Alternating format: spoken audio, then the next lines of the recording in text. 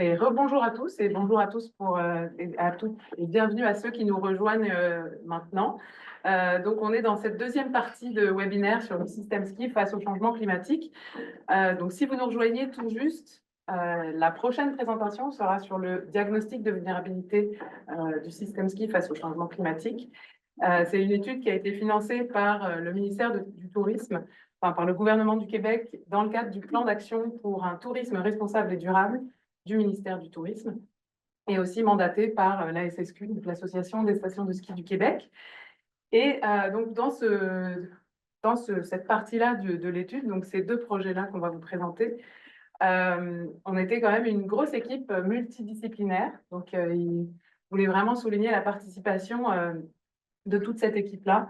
On avait des économistes avec nous, qui étaient menés par François Delorme de l'Université de Sherbrooke et de sa firme Delorme Consultation.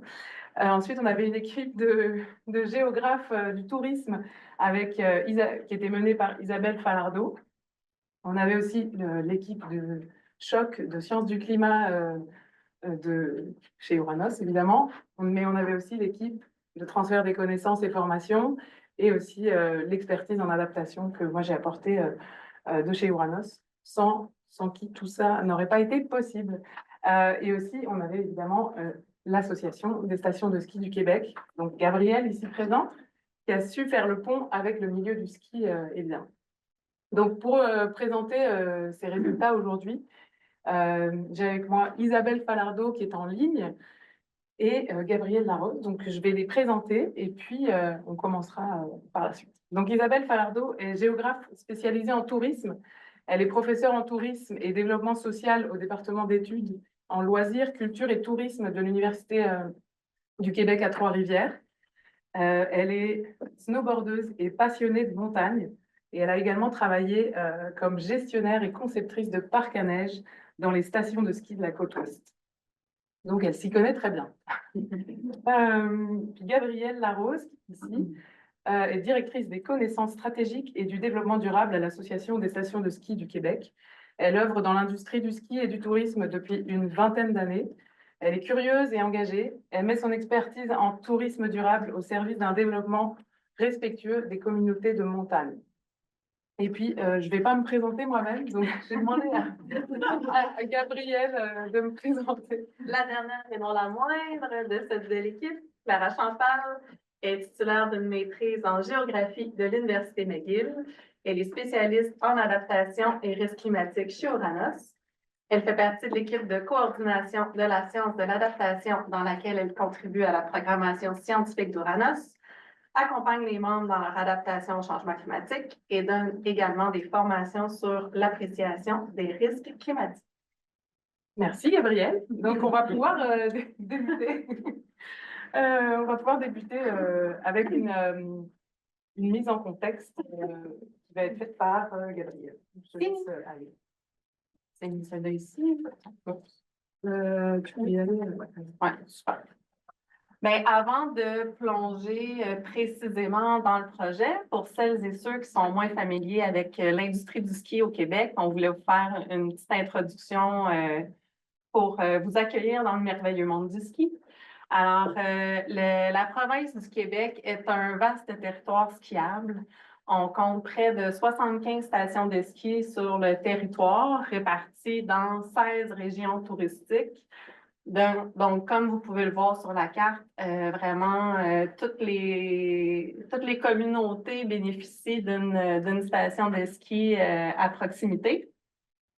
Le jeu de couleurs, en fait, tous les points bleus représentent les 30 stations de ski qui faisaient partie de l'échantillon du projet. Et les points rouges, c'est les autres stations de ski qui n'étaient pas dans notre échantillon.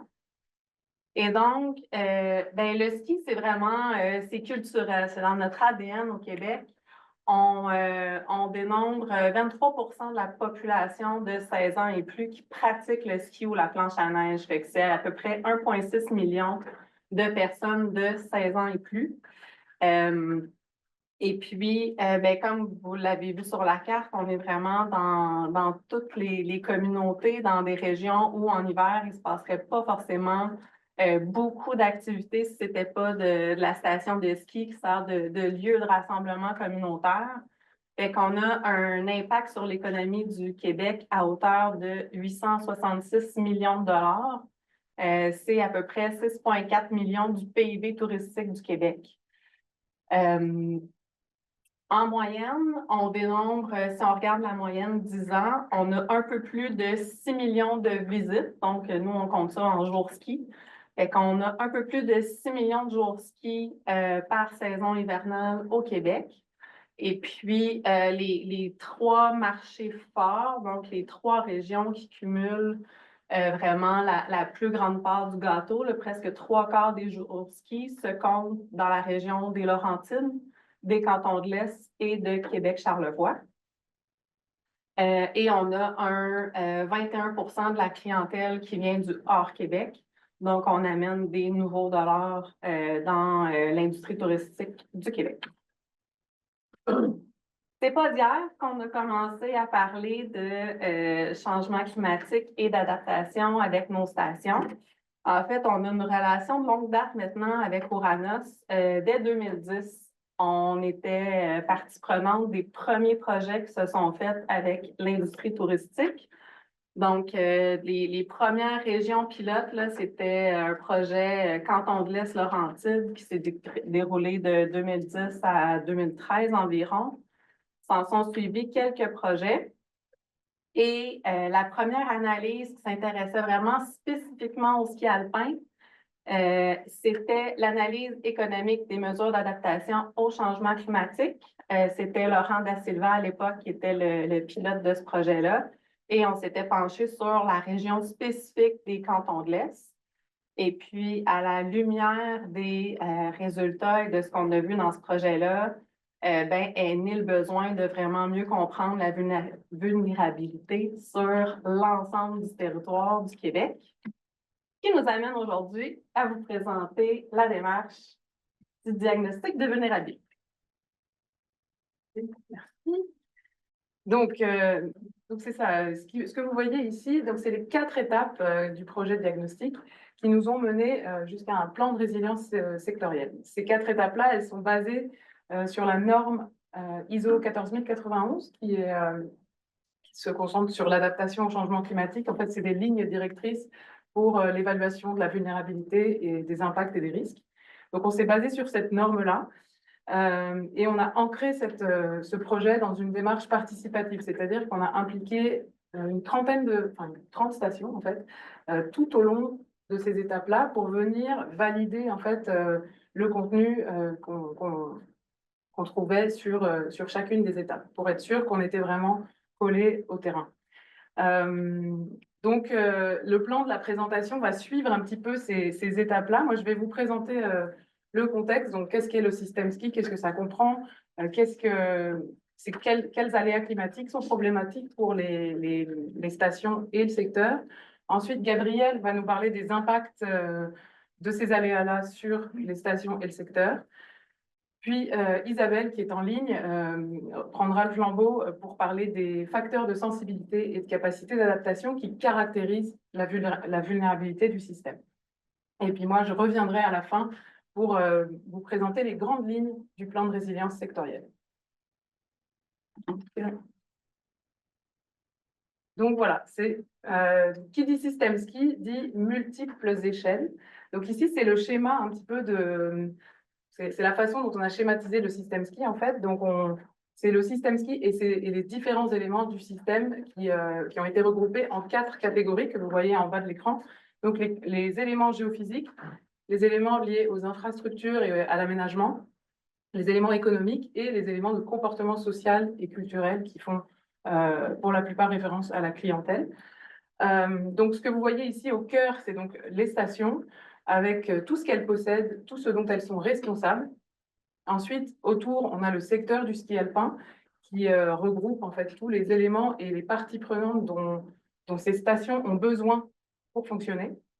Et plus largement, ensuite, on a donc des facteurs sur lesquels on a peu ou pas de contrôle, qui sont donc les dynamiques d'achalandage hors Québec, les dynamiques intra- et interrégionales, et aussi l'économie régionale. Donc, le message ici, c'est que c'est pour montrer que l'adaptation au changement climatique, c'est pas une affaire de juste une entreprise ou une entreprise toute seule. C'est vraiment, il faut que ce soit tout le système qui soit bien compris pour bien l'impliquer, en fait.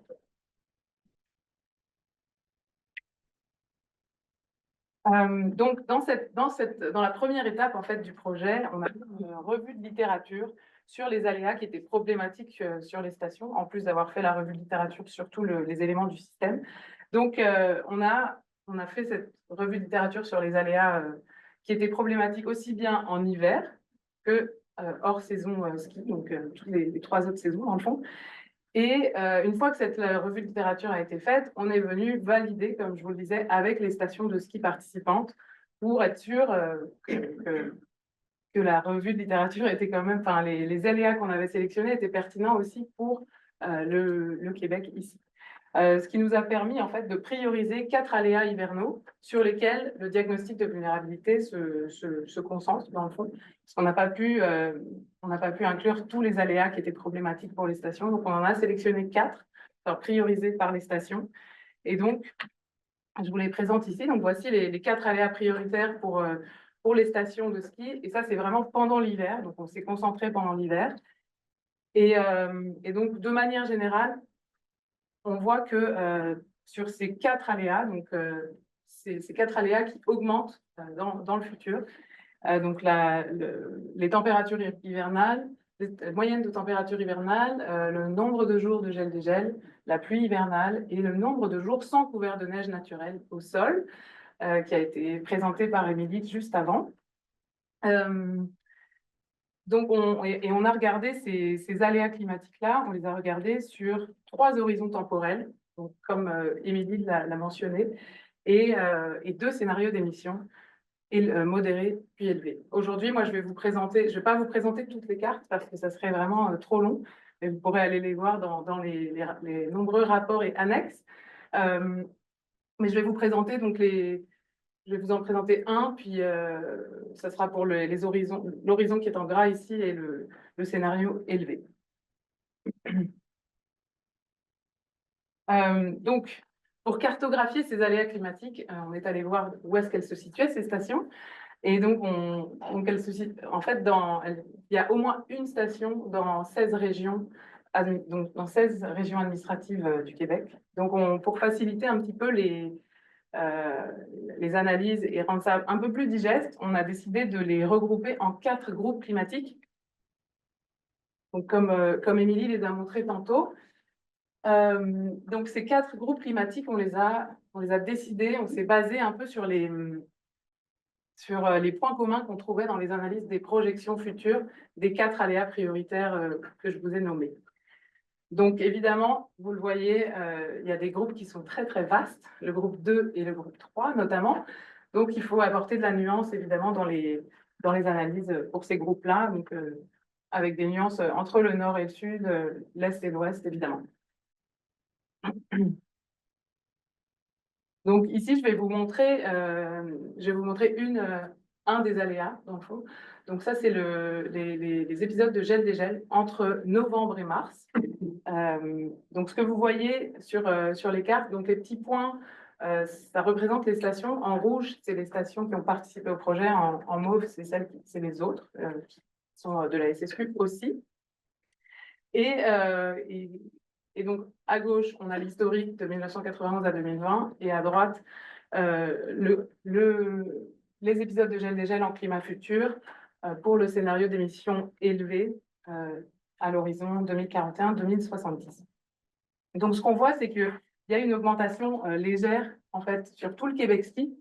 Ceci étant dit, donc, ce qu'on voit ici, c'est donc dans les zones en bleu foncé, c'est des zones où il y a à peu près 10 jours où il y a des épisodes de gel-dégel, alors que dans le vert, on est vers les 40, et dans le rose, on va être entre 70 et 80 épisodes de gel-dégel entre novembre et mars.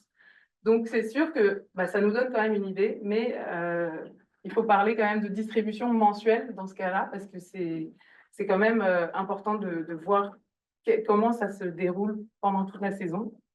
Donc, on a regardé là, mais je ne vais pas vous montrer la distribution mensuelle ici, mais euh, on a vu qu'en novembre et en avril, en fait, il y avait une diminution, une baisse des épisodes de gel des gels. Et donc, ce qui veut dire que l'hiver va probablement être plus court, enfin, il est déjà plus court, et donc il va commencer plus tard en novembre et finir plus tôt en avril, ce qui a un petit peu été dit par Émilie tantôt. Et puis, on a vu aussi que par contre, pour les mois d'hiver, donc décembre, janvier, février et mars, on voit des augmentations avec plus de 10, voire 15 épisodes par mois dans le sud du Québec. Donc, c'est surtout dans le sud du Québec, comme l'a mentionné tantôt aussi Émilie, c'est dans le sud du Québec que c'est prononcé. Comme je vous le disais, donc on a quand même documenté d'autres aléas. Et puis, ces autres aléas, donc vous les voyez à l'écran, aussi bien pendant l'hiver que les autres saisons, en fait, on n'a pas pu tout documenter de la même manière parce que, évidemment, la disponibilité des données n'est pas toujours là. Donc, tout ce qui est les aléas qui sont en gras, on a pu faire des cartes similaires à celles que je viens de vous montrer. Alors que pour les autres, avec un astérix, c'est des aléas pour lesquels on est allé voir dans la littérature, puis on a documenté euh, avec ce qu'on pouvait trouver, on a documenté un petit peu les projections futures, mais donc ça se retrouve être dans les annexes du rapport scientifique. Et là-dessus, je vais passer la parole à Gabriel, qui va nous parler des impacts de ces aléas climatiques sur le secteur et les stations. Donc, évidemment, la prochaine étape dans la construction, c'était de comprendre quels étaient les impacts vécus par les stations de ski dans le cadre de leurs opérations. Avec les impacts directs et indirects. Les filles Clara et Isabelle étaient vraiment en deuil qu'on ne vous présente pas nos chaînes d'impact Miro parce que si vous saviez les semaines de brainstorm qu'il y a eu derrière ça, mais ça aurait pris une trop grande part de la journée. Fait que je vous invite à aller les lire en annexe vraiment, s'il vous plaît. Il y a énormément de travail derrière. Fait qu'évidemment, quand on parle d'impact vécu dans les stations de ski directement en hiver, ben, on peut penser à des interruptions de service, que ce soit temporaire, que ce soit un versant en particulier ou l'ensemble de la station de ski. Les impacts indirects qui en découlent, bien évidemment, une hausse des coûts, une baisse de revenus, un impact sur la gestion des ressources humaines. Là où on a eu des impacts qu'on avait peut-être moins vus, parce que plus nouveau dans les opérations qu'on vit, c'est le hors-saison. Durant la période où on faisait notre recensement avec les stations, on avait vécu des feux de forêt, ce qui est plutôt nouveau là, dans notre vie au Québec. Fait qu'évidemment, on peut penser à la sécurité autant des travailleurs que des visiteurs. Mais même l'épisode le soleil rouge que vous voyez ici, c'est une photo qui provient des Laurentides. Alors que les feux de forêt étaient en Abitibi et en Gaspésie, la qualité de l'air était tellement mauvaise dans les Laurentides qu'un événement comme le Ironman a dû être annulé cette année-là parce que la qualité de l'air était trop mauvaise pour les athlètes. Fait que les impacts vécus sont nombreux. Mais c'est surtout ce qu'on veut prendre plus de temps à vous présenter aujourd'hui, c'est l'impact plus au niveau sectoriel. Donc, l'équipe économique, donc François et Renaud, ont utilisé les données historiques de l'industrie. Fait qu'on produit annuellement une étude économique et financière des stations de ski.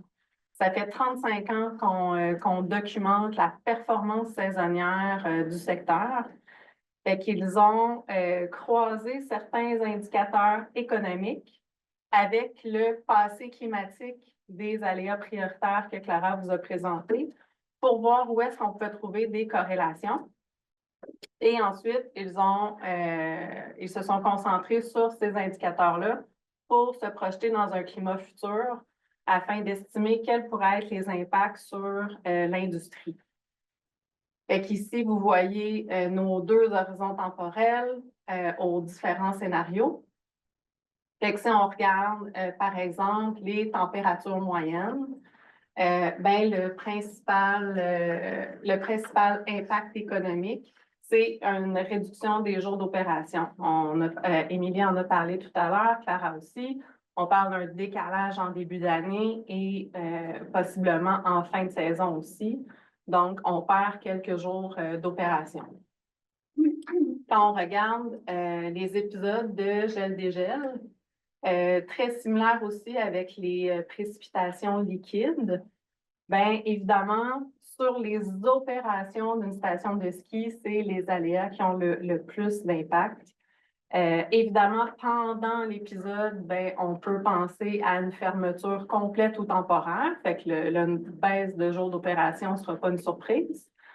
Mais pour être capable de se rétablir très rapidement, que ce soit après un épisode de pluie, un épisode de verglas, ben, les opérateurs vont vouloir avoir les meilleures technologies disponibles, donc des véhicules de damage qui sont performants, des équipements de fabrication de neige. On va avoir besoin de passer au déglaçage des remontées mécaniques. Fait que ça a un impact direct sur les investissements nécessaires des propriétaires et un impact aussi sur la main-d'œuvre, parce qu'on va être capable de ramener le domaine skiable très rapidement. Donc, des gens qualifiés et disponibles pour être capable d'offrir un produit de qualité sécuritaire à la clientèle le plus rapidement possible. Et puis, les jours sans couvert de neige, il n'avait pas pu être croisé avec les données historiques par simple timing là, des analyses qui se faisaient. Par contre, on le sait que l'impact le plus marquant, c'est l'imaginaire de la clientèle. Quand on vit à Montréal ou qu'on vit à Québec, qu'on est à la fin décembre, qu'il n'y a pas de neige au sol, ben on ne s'imagine pas forcément qu'en montagne, il y a du ski, il y a du ski de fond, il y a plein d'activités hivernales qui se passent. Donc, l'imaginaire de la clientèle, on doit vraiment travailler dessus pour faire la différence entre les milieux urbains et les milieux de montagne. Et là, c'est Isabelle. Ouais. Allez, est-ce que ton micro est ouvert, Isabelle? Oui, c'est ouvert, puis la caméra aussi, donc bonjour. Ça fait un petit peu bizarre de me joindre à vous comme ça à mi-chemin, mais bon, merci de m'accueillir virtuellement.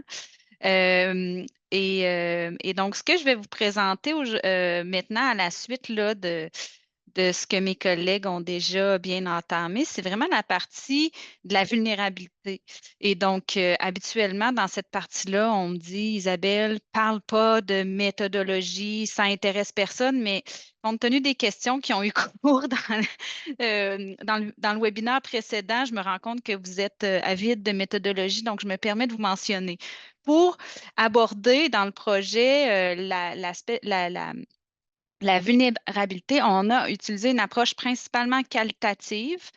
Donc, on s'est basé sur évidemment une revue de littérature où on a été recenser tous les indicateurs qu'on pouvait trouver dans le corpus qui pouvaient être des indicateurs soit de sensibilité, soit de capacité d'adaptation. Je vais y revenir.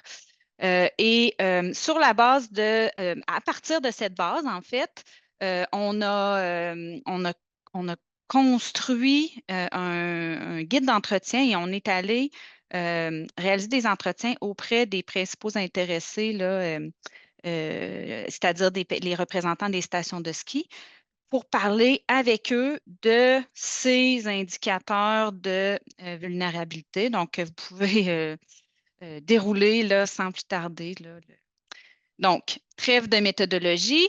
Cette collecte de données qualitative, elle venait à la suite, là, je vais revenir sur la chaîne, sur l'enchaînement de notre projet. Donc, on avait déjà bien entamé ou travaillé sur les aléas climatiques, là, comme ce que Clara vous a présenté. Puis je prétends pas vous apprendre la science là-dessus. On avait, bon voilà, vous vouliez montrer un peu nos chaînes d'impact, là. Donc, on a travaillé sur qu'est-ce qui est exposé, en fait, auprès des stations. Donc, l'exposition, donc comment les aléas viennent affecter les stations. Et on a travaillé avec les impacts directs et indirects. On vous a présenté principalement là, ceux qui sont d'ordre économique, mais il y en a d'autres aussi. Par exemple, des impacts qui ont trait au comportement social, par exemple, et culturel, et d'autres qui sont vraiment plus terre à terre, hein, des dommages aux infrastructures. Donc, la vulnérabilité, c'est en fait, pour faire simple, c'est un peu là où les facteurs de sensibilité et les facteurs de capacité d'adaptation viennent jouer un effet tampon plus ou moins important sur les impacts qui sont vécus par les stations. Et juste pour bien m'assurer qu'on parle des mêmes choses, on a travaillé la sensibilité comme ce qui est intrinsèque à l'organisation, donc aux stations de ski ou à un système, ça s'applique plus largement, qui va faire que ce système est affecté de manière plus importante ici par les changements climatiques. Puis la capacité d'adaptation, mais c'est le pendant, je dirais peut-être positif de la sensibilité, hein, c'est les caractéristiques où on peut plus agir pour s'adapter. En mettant tout ça ensemble, ben, c'est ça qu'on appelle le diagnostic de vulnérabilité qu'on a réalisé. Et vraiment, ce qui ressort, là, je vous vends tout de suite le punch de la fin. Donc, si vous devez quitter avant la fin de la présentation, voilà, vous pouvez. C'est vraiment que cette vulnérabilité, elle est multifactorielle. Elle va être fonction de vraiment beaucoup d'éléments qui sont ces facteurs de sensibilité et de capacité d'adaptation que je vais vous présenter. Ça va si vous pouvez me faire passer à la suivante.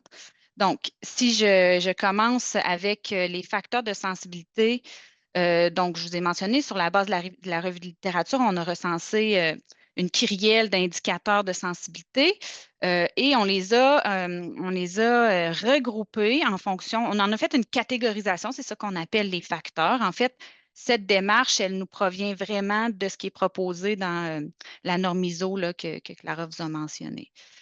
Donc, on a regroupé pour le système ski la sensibilité en 6 catégories, donc 6 facteurs. Les modèles d'affaires, les relations avec les partenaires et les fournisseurs, les aménagements et infrastructures, la compétitivité régionale et 2 ici qui sont un peu amalgamés, mais donc les caractéristiques biophysiques, dont la disponibilité en eau, j'y reviendrai. Et je vais commencer peut-être avec ici les relations avec les partenaires et les fournisseurs, qui est un facteur de sensibilité, pas nécessairement parce que les relations sont mauvaises ou il n'y a pas de relation, mais plutôt ce qui ressortait quand même de manière générale, c'est que dans ces relations avec les partenaires, les stations de ski sont, somme toute, comment dire, concernent, somme toute, peu les changements climatiques et l'adaptation au changement climatique. Donc, à ce compte-là, ça devient un facteur de sensibilité. Peut-être si je poursuis avec la compétitivité régionale, hein, qui est composée de facteurs comme, par exemple, le poids de la station dans le tissu régional, le poids du tourisme dans cette même région, le poids du ski dans le tourisme, comment les dynamiques intra- et interrégionales sont vécues par les stations de ski puis leurs partenaires, etc. Et là, on voyait qu'il y avait vraiment, il y avait vraiment lieu de considérer là, la multifactorialité. Là, il y a des réalités très différenciées selon, par exemple, les différentes régions, puis la place de chaque station dans ces régions. Pour les aménagements, les infrastructures, je pense que ça se passe un petit peu d'explication détaillée dans le sens que on se le conçoit plutôt bien. Là. Il y a des infrastructures, des aménagements importants dans un centre de ski qui peuvent subir des impacts. Et donc, par exemple, s'ils sont plus ou moins âgés, plus ou moins bien entretenus, etc., ça fait partie de ce facteur de sensibilité. Pour les autres, les 2 autres facteurs de sensibilité, si vous pouvez me faire avancer à la prochaine diapo. Je vais y aller d'exemples plus imagés, dans le fond. Pour ce qui est des modèles d'affaires, je dirais que c'est un des facteurs de sensibilité qu'on attendait comme plus, on aurait attendu comme une sensibilité plus marquée ou plus claire entre les différents modèles d'affaires, alors que dans les faits, là, la réalité est un peu plus nuancée. Donc, pour ce qui est du modèle d'affaires, on prend en compte une variété de tailles, de types de stations, de modèles de gouvernance, par exemple, qui sont mis en commun. Et ce qu'on constate, ce qui ressort en fait de notre travail, c'est vraiment que selon que selon la perspective des stations, dans chaque situation, on se trouve à avoir des avantages et des défis. Donc, par exemple, si ça permet une meilleure possibilité de financement, mais en contrepartie, peut-être on est moins agile pour certains modèles. Donc, on avait vraiment une situation très nuancée et donc, il en ressort que la variété des modèles d'affaires, pour nous, en termes de sensibilité, ça permet de venir atténuer un petit peu à l'échelle du secteur, en tout cas, oui, du secteur ski. Finalement, en ce qui concerne les facteurs biophysiques, bon, donc, c'est pour faire court un peu les caractéristiques de la montagne, son environnement. Bon, ça peut être l'orientation cardinale, l'altitude, on en a parlé tout à l'heure, la latitude aussi. Donc, plusieurs caractéristiques de la montagne qui ne sont pas ressorties comme quelque chose qui est perçu comme très étonnamment immuable ou très sensible par les stations, quoique c'est très difficile à modifier.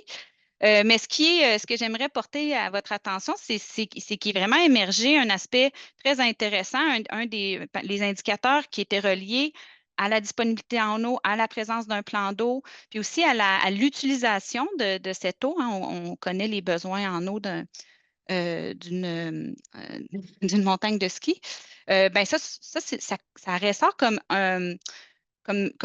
une partie comme un des facteurs de la sensibilité qui émerge, qui n'était pas jusqu'à présent vraiment vécu comme quelque chose de sensible, puis on sent qu'on s'en vient vers un changement. Donc, par exemple, ici, la personne représentant une des stations nous disait, ben c'est sûr que on sent qu'on va être de plus en plus sous les projecteurs. Parce qu'on commence à sentir une certaine forme de pression en termes d'acceptabilité sociale. Et donc, par exemple, pour certains plans d'eau qui sont convoités pour plusieurs usages, ça fait partie des facteurs biophysiques là, qu'on voulait apporter à votre attention.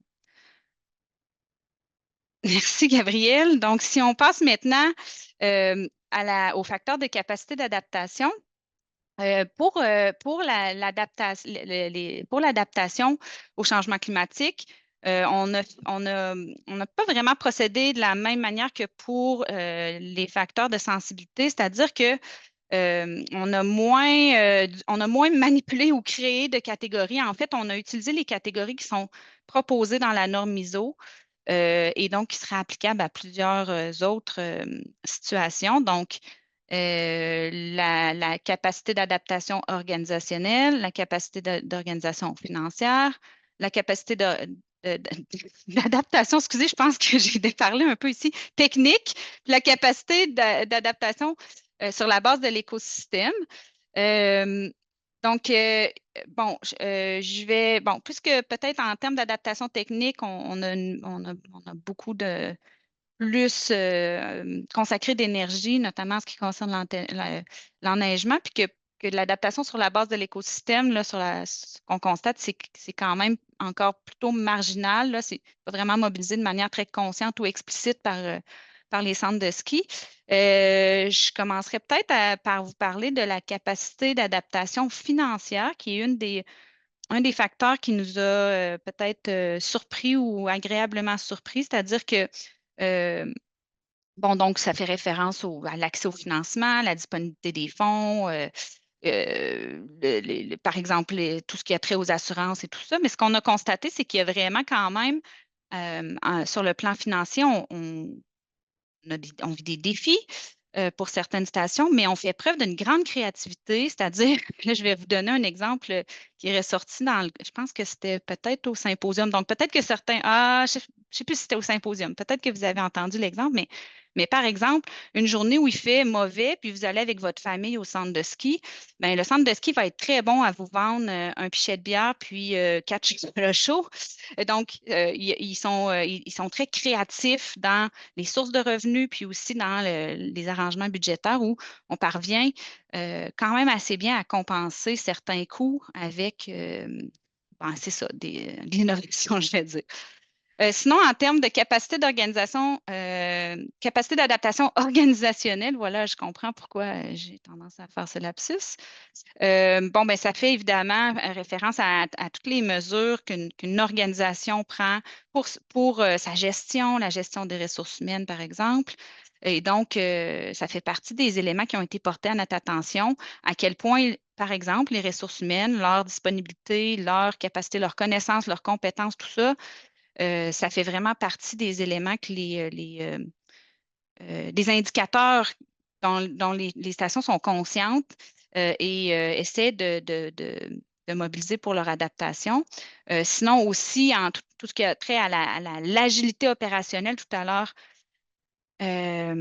Gabriel vous disait, hein, quand il y a par exemple des chocs, des situations de choc climatique, on doit être capable de vraiment réagir rapidement. Ça demande beaucoup d'adaptation. Ça fait partie là, de ce qui ressort aussi. Sinon, peut-être que pour continuer sur l'adaptation organisationnelle, je passerai à la diapo suivante. Il y avait également les aspects de communication, donc être capable de communiquer avec la clientèle, entre autres, mais pas que. Bon, communiquer, par exemple, quand on a une situation de choc climatique, il arrive une tempête de verglas, quoi que ce soit, on doit pouvoir rapidement communiquer, peut-être même utiliser l'humour pour faire passer des informations qui peuvent être parfois sensibles. Mais aussi, il y a aussi une part de marketing compris dans ce qu'on entend par la communication comme facteur de capacité d'adaptation. Et puis, peut-être pour vous illustrer ici, vous allez voir si vous faites une analyse de contenu web ces temps-ci, plusieurs initiatives de la sorte où on dit, ben, voyez, en ville, votre pelouse est brune, il n'y a plus de neige. Si vous êtes à Gatineau, par exemple, on a d'autres exemples. Mais par exemple, à la montagne, ben, nous, on a prévu le coup. On a de la belle neige pour le ski de printemps. Donc, aussi, donc, cet aspect marketing qui est mobilisé par les stations.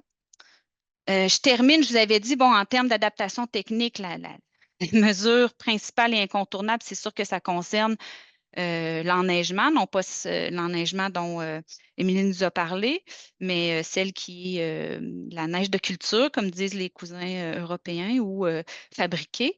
Mais il y a d'autres aussi formes d'adaptation technique. Et puis ici, je termine en vous partageant ce bel exemple. Parce que vous voyez la grosse pile, comme, je ne sais pas si vous la voyez brune ou beige, là, en ligne, puis chez Uranus, mais en fait, c'est un immense pile de neige qui a été un peu manipulée par l'opérateur de la station, qui est recouverte de paille.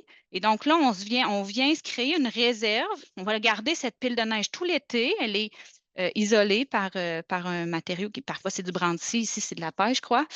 Puis, on se fait une réserve. On va avoir un fond de neige pour commencer l'année suivante, mais aussi, on va l'utiliser de manière créative parce que à cet endroit, on en profite.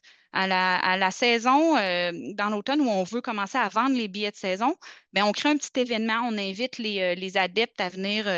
Il y a une petite compétition.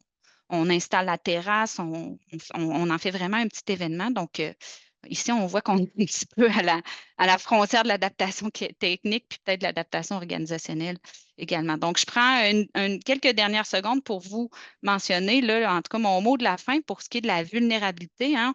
On n'est pas parvenu à donner un chiffre ou faire un diagnostic qui serait très tranché.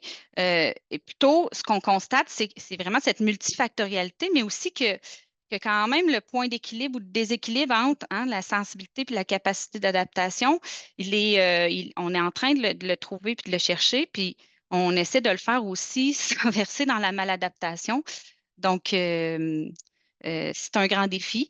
Et pour y parvenir, ben, on a d'autres étapes à notre projet qui ont suivi ce diagnostic, dont le plan de résilience dont Clara va vous parler et aussi peut-être un outil qui est destiné aux stations qui met vraiment l'emphase sur l'importance de l'implication active des principaux concernés dans leur démarche d'adaptation. Donc, voilà peut-être un élément là, qui nous permet de trouver ce point d'équilibre entre adaptation et maladaptation. Et je termine là-dessus. Merci.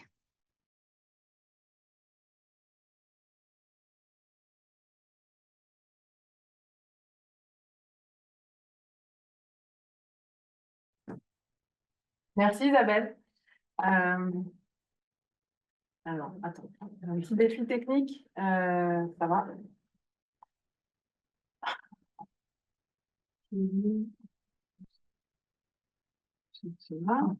Ok. Donc,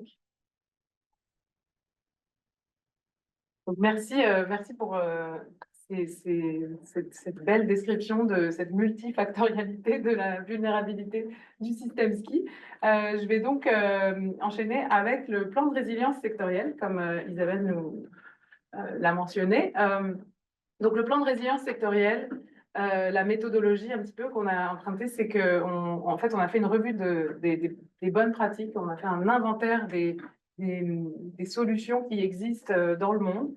Ça a été fait en collaboration avec l'équipe de François Delorme et avec la SSQ, évidemment, mais on a aussi fait un atelier avec les stations de ski pour vraiment aller chercher un peu plus de substance, un peu plus de concret aussi, et aussi les entretiens qu'Isabelle a effectués, a menés, ont aussi contribué à nourrir ce plan de résilience sectoriel. Donc, le tableau ici, il présente les catégories d'éléments exposés pour lesquels des mesures d'adaptation sont envisagées selon 6 axes. Ce qu'on voit, c'est que tous les éléments exposés du système peuvent être adaptés selon au moins un axe. Par exemple, les infrastructures, donc en jaune, infrastructure et aménagement, ça va surtout être à l'échelle de la station, les mesures d'adaptation qui vont être proposées. Les éléments géophysiques également. Puis par rapport, par exemple, aux éléments de comportement social et culturel, ça va être clairement plus à l'échelle collective, à l'échelle du secteur. Puis le nerf de la guerre, évidemment, les éléments économiques, on peut arriver à avoir des mesures aux 2 échelles, dans le fond. Donc, c'est sûr que c'est des axes de résilience qui sont assez haut niveau. Ça peut être clairement transférable pour pour toute autre entreprise touristique, notamment, là. Mais donc, ça peut s'appliquer vraiment ailleurs, en les adaptant, évidemment. Puis aujourd'hui, je vais vraiment mettre l'accent sur certains des axes parce que ça serait vraiment trop long d'aller sur chacun. Mais donc, je voulais mettre l'accent sur l'axe 1, qui est donc l'anticipation et la planification de l'adaptation. Donc, ça commence par de la sensibilisation, par de la formation des employés sur les impacts des changements climatiques, sur le diagnostic de vulnérabilité qui a été fait à l'échelle du système pour vraiment mieux connaître les forces, les faiblesses du système et de sa station. Et en fait, ce projet-là, il est en quelque sorte un premier pas vers cette planification, dans le fond, parce que donc, avec ce plan de résilience, ça donne aussi des pistes à l'échelle des stations. Et comme l'a mentionné Isabelle, on a conçu un outil dans le cadre du projet pour justement aider les stations à faire leur propre autodiagnostic à leur échelle pour qu'elles puissent vraiment comprendre quels sont les facteurs qui sont vraiment les plus importants chez eux. Et donc, je vais vous donner un petit aperçu quand même. Je me suis dit que ça serait quand même sympa de voir. Donc, c'est sur Excel, donc c'est très petit. C'est pas pour que vous puissiez lire, là. C'est vraiment pour vous donner un aperçu du chiffrier. Donc, ça permet en fait aux stations de venir vraiment recenser les facteurs de sensibilité et les facteurs de capacité d'adaptation pour chacun des éléments exposés, puis de venir mettre un niveau sur cette sensibilité, puis cette capacité d'adaptation. Et ça, ensuite, ça nous donne un score de vulnérabilité. Puis ça vient nous placer l'élément exposé, en fait, ou l'élément de la station sur cette matrice-là que vous voyez à l'écran. Donc, ça nous montre vraiment quels éléments sont les plus vulnérables, dans le fond. Et donc, quand on sait quels éléments sont les plus vulnérables, on va pouvoir venir mieux cibler les mesures d'adaptation pour cet élément-là en particulier. Donc, je retourne sur le tableau. L'axe 2 aussi, je voulais attirer votre attention sur l'axe 2, qui est vraiment un axe sur la mutualisation et des solutions collaboratives, en fait. Donc ça va être de mettre en place de la coopération, de la non-compétition. En fait, ils appellent même ça la coopétition. Donc, c'est vraiment entre stations d'une même région, ils vont venir trouver des solutions pour mieux coopérer, puis, pour mieux collaborer et pas être tout le temps en compétition, en fait. On va aussi venir mutualiser des formations sur l'adaptation, sur les changements climatiques. Et puis, en fait, la suite de ce projet-là, c'est quand même un bon exemple de ça, c'est que Rosalie, qui est ici, elle va accompagner en fait les stations dans leur autodiagnostic avec l'aide de l'outil que je viens de vous présenter. Puis, ça va quand même être ça va renforcer encore cette mutualisation entre les stations, parce qu'en fait, ils vont peut-être pouvoir aussi le faire ensemble, puis et s'échanger un petit peu des leçons et des apprentissages qu'ils vont avoir fait pendant l'exercice, en fait. Donc, ça va comme renforcer cette communauté de pratiques que vous avez, qui est très belle, parce qu'ils sont très soudés, hein, toutes les stations, on l'a vu, sont vraiment très soudées. J'avais un autre. Je me perds dans mes feuilles. Et donc, enfin, l'axe 5 sur lequel je voulais revenir aussi, c'est la valorisation des activités de montagne. C'est un axe, ça comprend vraiment beaucoup de choses, puis vous pouvez vous imaginer, ça comprend aussi la diversification des activités et la diversification de l'offre des activités. Puis, un exemple de ça, c'est la communication et le marketing, comme Isabelle en a parlé un petit peu, pour mettre en valeur les stations, en fait. Donc là, ici, on a un exemple d'activités qui a été faites cette année, en fait, à Montréal. Ça, c'est un kiosque de l'ASSQ installé au square Émilie Gamelin à la station Berry-UQAM.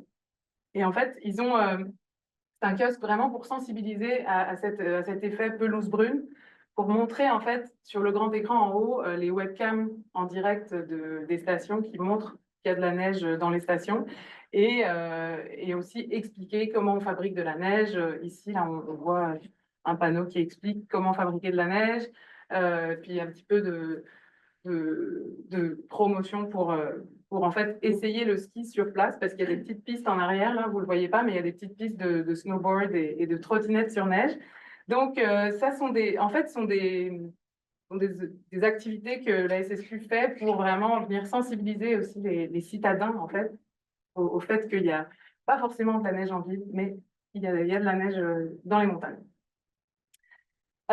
Et puis, pour finir, les conditions de succès de la démarche d'adaptation. Qui dit démarche d'adaptation dit forcément gouvernance. On est à l'échelle du système, donc il y a forcément des enjeux de gouvernance. Donc, on va vraiment conseiller, quand on rentre dans une démarche telle que celle-là, vraiment d'agir comme moteur de la démarche. Puis ça, c'est des conseils qui ressortent du guide des municipalités de chez Ouranos aussi. Là, c'est quelque chose qui s'applique vraiment à toute démarche d'adaptation. Donc, on va venir arrimer le plan de résilience avec d'autres plans ou démarches pertinentes au sein du secteur. Ce que je voulais dire aussi par rapport au moteur de la démarche, c'est que les acteurs, les parties prenantes qui sont impactées, en fait, donc le secteur, les stations, sont les personnes les plus pertinentes, en fait, pour mener ce genre de démarche, parce qu'ils sont impactés, donc ils sont aussi vecteurs de solutions. Donc oui, on va venir arrimer le plan avec d'autres démarches ou plans qui sont pertinents au sein du secteur. Ça peut être le plan de développement durable, par exemple, ou d'autres plans. Ensuite, c'est sûr qu'on va s'assurer d'intégrer le principe d'équité pour converger vers une adaptation qui est équitable et inclusive, aussi bien pour toutes les stations et le système en soi. Et puis, mettre à disposition les ressources adéquates, aussi bien financières, humaines que matérielles. Ça, c'est clairement un facteur de réussite, là, on le sait. Et enfin, on va venir solliciter les partenaires externes qui sont essentiels dans la mise en œuvre du plan de résilience. Donc, ça va être les ministères, les ATR, ATS, MRC, les organismes de bassin versant, etc. J'en passe parce qu'il y en aurait beaucoup, mais plus on implique les gens dans cette démarche, bah, plus ce sera un succès au niveau de la mise en œuvre. Donc, c'est là-dessus que je clôture cette présentation. Et puis, ça va nous laisser un peu de temps pour les questions. Je vous remercie de votre attention.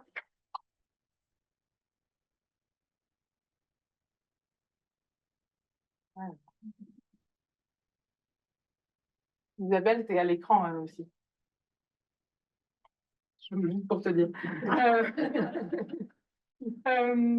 Donc, bah, c'est ça.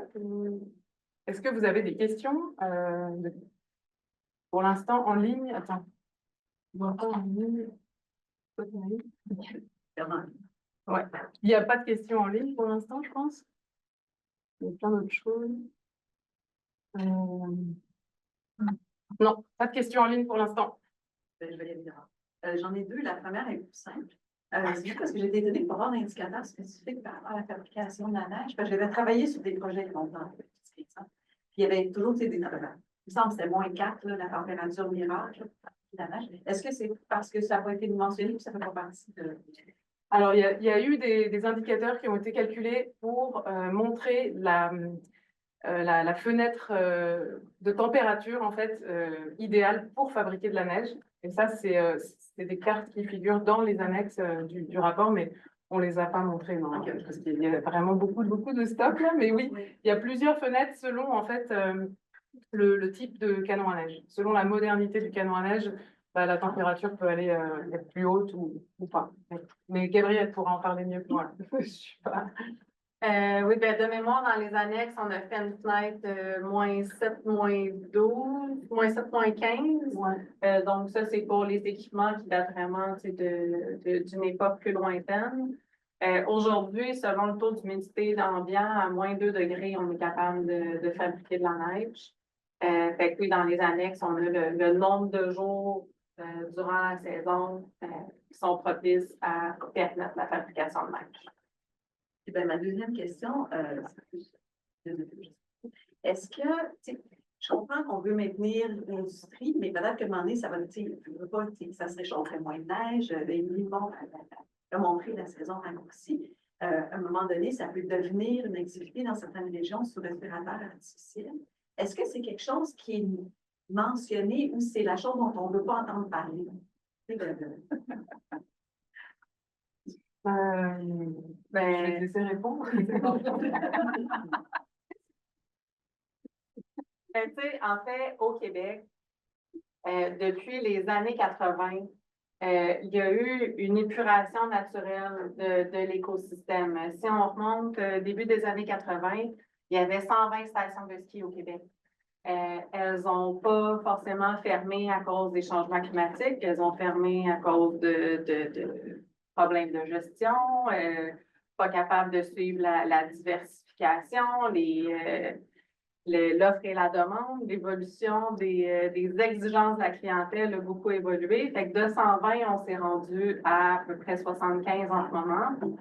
Donc, on sait que cette évolution-là va se poursuivre. De quelle façon, on ne le sait pas.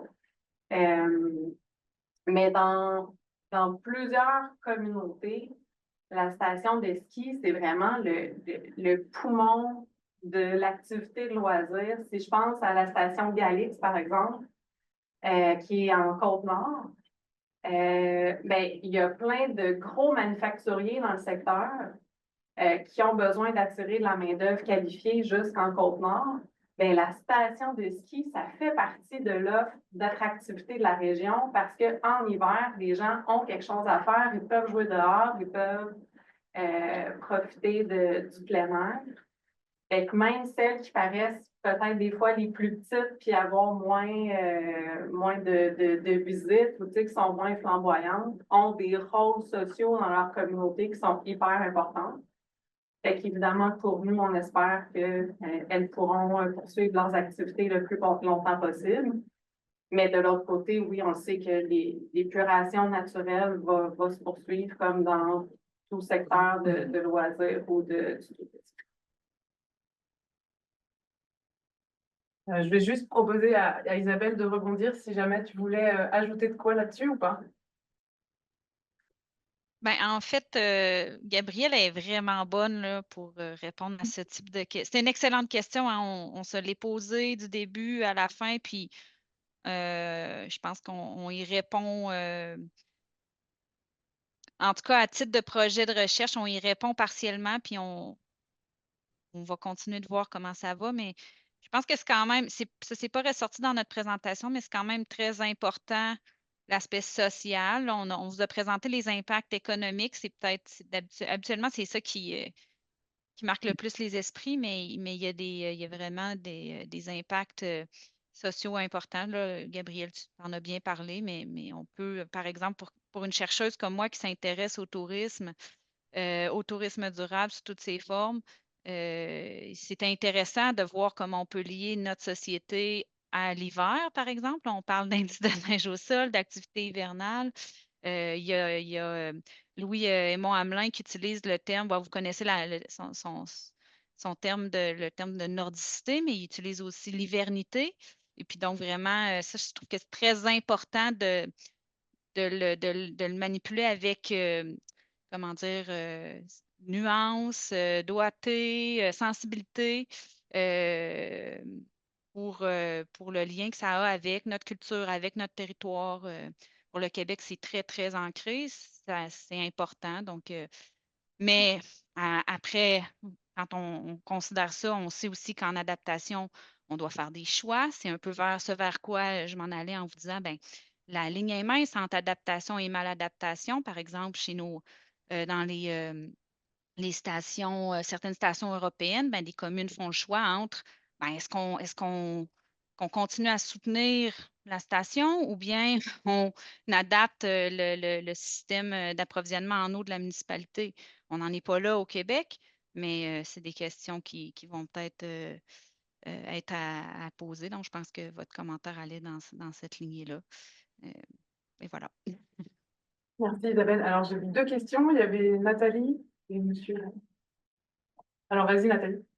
Ma question va un peu dans le sens de Dominique, mais je me posais, est-ce qu'au niveau des outils qui ont été développés, il n'y aurait pas moyen justement d'inclure une espèce de point de rupture? Puis ce point de rupture-là, ben, il pourrait être en lien avec le climat, il pourrait être en lien avec autre chose, mais qui aide ton sixième élément là, de ta dernière slide, qui était les communautés, les gouvernements, à quelque part les bailleurs de fonds, les investisseurs, qui permettraient justement de dire, ben, est-ce qu'on continue ou est-ce qu'on continue pas? Parce que bien que socialement, on veut que la montagne soit enneigée, ben, si physiquement il n'y a plus de neige dessus, il faut quand même aller vers autre chose. Ça ne veut pas dire de détruire ce milieu de loisirs, par exemple, qui tient lieu de cœur d'un secteur, mais il faut le transformer assurément.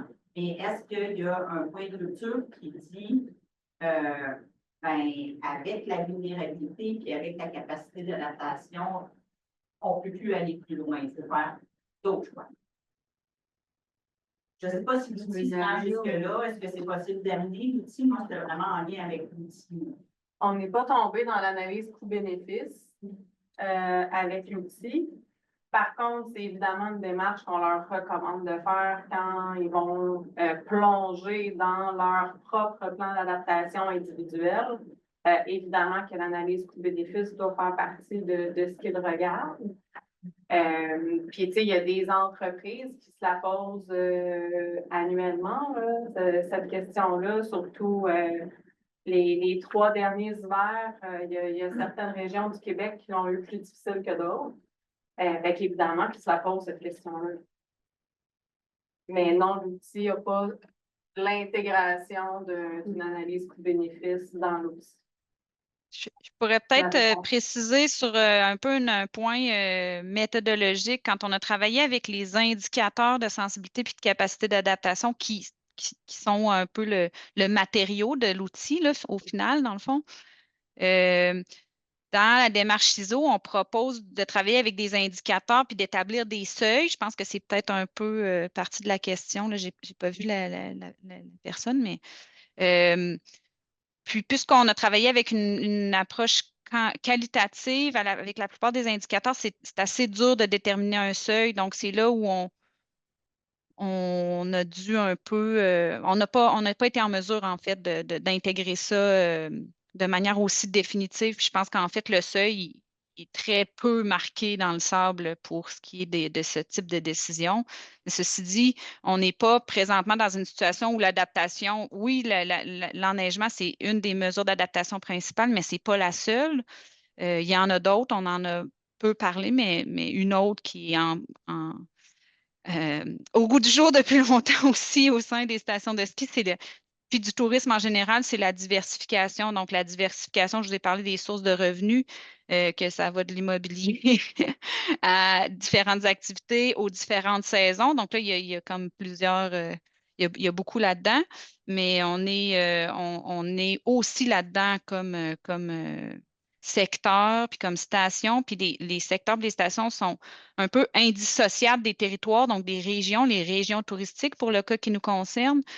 Puis là, nous, notre projet a moins porté sur l'arrimage des stations avec les régions, mais il y a d'autres projets sous l'égide d'Ouranos également qui sont principalement portés là-dessus. Puis là, on voit que justement, cette diversification au sens plus large, elle se produit. Ben, on peut aussi être d'accord ou pas d'accord avec les choix qui sont faits. Est-ce que c'est correct de se diversifier en mettant un centre aquatique, là, des glissades d'eau et tout ça, ou vaudrait mieux qu'on fasse d'autres choix? Les réponses, peut-être des stations de ski, des communautés, puis de la communauté scientifique peuvent diverger, je pense, dans ce cas-là. Merci Isabelle. Je vais laisser la chance, je ne sais pas combien de temps on a encore, mais on a dépassé l'heure. Donc peut-être je vois qu'il y a 3 questions, j'ai vu les mains levées. Monsieur, allez-y. Oui, dans le fond, juste, est-ce que la maturité du produit ski alpin permet de transférer les clients vers un deuxième produit? Là, puis je vais prendre l'exemple de Neve Blast, de ce qui se passe dans les Alpes en ce moment, là, les tapis synthétiques pour remplacer les substituts. C'est une industrie que la réceptivité de la clientèle est bonne vers un transfert vers un produit similaire, mais pas pendant la même saison? On a une station actuellement qui teste une matière comme celle-là. C'est les stations Mont-Tremblant qui ont transformé leur pente d'initiation au ski. Elle est ouverte en été sur une matière synthétique comme celle-là. Mais de ce qu'on voit jusqu'à maintenant, c'est vraiment un produit d'attrait pour quelqu'un qui veut s'initier, qui n'a jamais fait de virage, puis qui préfère le faire à plus 20 que moins 20. Mais le transfert de la pratique là, pour les vrais mordus, je ne peux pas prédire l'avenir, mais je serais étonnée de la sensation est vraiment différente. À Trois-Rivières, il y a une station synthétique sur le toit d'un édifice là, pour les adeptes de parc à neige. Fait qu'on voit qu'on est dans quand même des petites niches, là, mais je pense que c'est quand même anecdotique là, dans le contexte québécois jusqu'à présent. Je vois qu'il y avait peut-être des questions en ligne. Après, je pense qu'on va devoir s'arrêter là. Non. Il n'y a pas de questions en ligne. OK. Fait que peut-être mettre fin à ce webinaire. Merci beaucoup d'avoir été présent. Et puis, si vous voulez aller voir les résultats plus détaillés, tout est en ligne sur le site d'Ouranos. Merci.